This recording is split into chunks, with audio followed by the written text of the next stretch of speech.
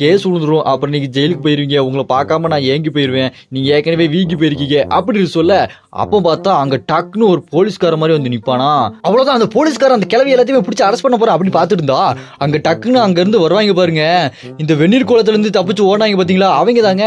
இவங்க எல்லாம் ஒரே குடும்பம் போல. அந்த போலீஸ்காரன் இவங்களுக்கு சப்போர்ட் பண்றான். அவங்க எல்லாம் உள்ள வந்து நின்று இருக்கிற அவங்க தாய் கிழவியோ வாடா வாடா வாடா வாடா அப்படின்னு சொல்லிட்டு எல்லாரும் கூப்பிட்டு இருப்பாங்க. இந்த பக்கம் அவன் வந்து ஜிஜி கிட்ட வந்துட்டு ஒருத்தன், தம்பி எப்படிடா இருக்க, உம்ப பார்த்து ரொம்ப நாள் ஆச்சு, இவன் யாருடா அப்படின்னு கேட்க, அவன் என்னோட ஃப்ரெண்டுனா அப்படின்னு சொல்ல, அதுக்கு அவன் தடியணும், அப்படியா அவன் உன்னோட ஃப்ரெண்டா, என்னடா என்கிட்ட பொய் சொல்லலான்னு பாக்குறியா, உன்னோட ஃப்ரெண்டுன்னு யாருமே இல்லையே, எப்படி என்கிட்ட பொய் சொல்லாத தம்பி, உன்னை கொன்னுடுவேன் தெரியல அப்படின்னு சொல்ல, அப்புறம் அந்த தடி இங்க நம்ம ஹீரோ கிட்ட வந்துட்டு, தம்பி நீ இவனோட ஃப்ரெண்டா, நீ இவனோட ஃப்ரெண்டுனா நான் உங்ககிட்ட ஒன்னு கேக்குறேன், இவனுக்கு பிடிச்ச சாக டைம் என்னது சொல்லு பாப்போ அப்படின்னு கேட்க, நம்ம ஹீரோவோ அட என்னடா அவனுங்க திடீர்னு வந்து ஏதோ கேட்டுட்டு இருக்கான்லே அப்படி சொல்லி டென்ஷன் ஆயிட்டு யோசிச்சுக்கிட்டே இருப்பான். அப்ப டக்குன்னு நம்ம ஹீரோ சொல்லிடுவான் அவனுக்கு பிடிச்சது ஜெயிண்ட் ஜெர்மன் சாக்கர் டீம் அப்படின்னு சொல்ல, அதுக்கு அந்த அறியணும், சூப்பர் தம்பி வேற லெவல் பண்ணிட்டியே, நல்லது நல்லது அப்படின்னு சொல்லிட்டு அவன் பேசிட்டு இருக்க, அங்க இருக்க அங்க தாய் கல்வி நம்ம ஜிஜியை பார்த்து கேப்பா பாருங்க, ஆமா ஜிஜி அந்த பொண்ணுங்கப்பா அப்படின்னு கேட்க, அதுக்கு ஜிஜியோ என்ன பொண்ணுங்க யார கேக்குறீங்க அப்படிமானா, அதுக்கு அந்த தாய் கல்வியோ, அட என்னப்பா கொஞ்ச நேரத்துக்கு முன்னாடி நீ கதவை திறந்துட்டு மோமாயசே வந்துட்டியா அப்படின்னியே அந்த பொண்ணு எங்கப்பா, என்னடா எங்க கிட்டயே பொய் சொல்லலான்னு பாக்குறியா அப்படின்னு டென்ஷன் ஆக,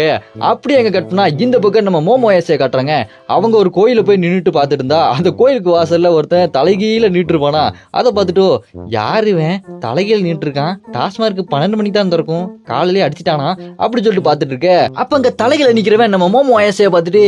யாருங்க அது என்னங்க வேணும் இங்க எதுக்குங்க வந்திருக்கீங்க அப்படின்னு கேட்க, அதுக்கு நம்ம மோமோயசையோ, இதுதானங்க சிஞ்சனுக்கு பாம்பு கோயில், இங்க ஏதோ பிரம்மாண்டமா ஒரு பாம்பு ஏதோ இருக்குமாமே அதை காட்டுவீங்களா அப்படின்னு சொல்லிட்டு வர, அதுக்கு அவனும் தலையில் இன்னவன் நேரம் ஆகிட்டு இருப்பான். அங்க பார்த்தா அங்க செல்ல வச்சு வீடியோ எடுத்துட்டு போல, அவனும் காட்டுறேன் வாங்க வாங்க அப்படின்னு சொல்லி கதை திறந்து காட்ட, அப்ப நம்ம மோமோயஸ் சொல்லுவாங்க,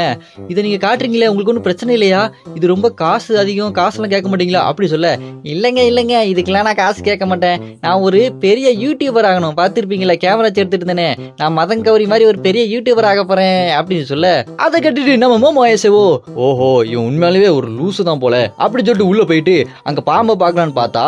அங்க சுருங்கி போன பாம்போட ட்ரெஸ் மட்டும் தான் இருக்குமா, அதை பார்த்துட்டு என்னங்க இது